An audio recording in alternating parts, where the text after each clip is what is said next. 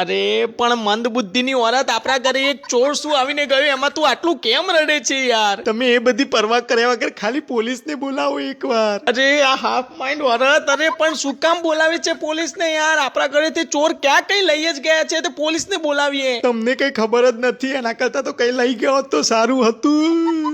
અરે પણ તું બસ તો ખરા, એવું તો શું થઈ ગયું છે કે તું સવારની ઉઠી ત્યારનું તને આ રડવાનું ભૂત વર્ગ્યું છે યાર? અરે ક્યાં ગયા મહેતાજી?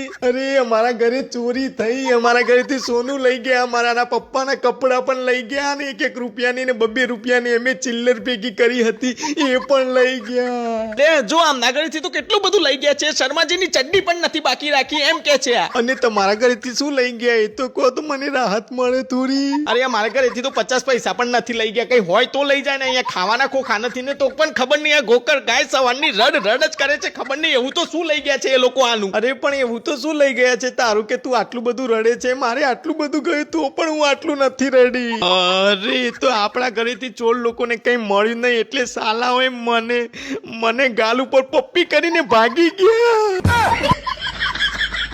હે તો એ વખતે તે મને ઉઠાડ્યો કેમ નહીં? અરે હું તમને ઉઠાડતી જ હતી પણ એના પહેલા તો એ બારીમાંથી કૂદીને ભાગી ગયા અને ભાગતા ભાગતા બારીમાંથી ફ્લાઇંગ પપ્પી પણ આપીને ગયા. સારું થયું મારા ઘરેથી તો ચોરીનો સામાન મળી ગયો, નહીં તો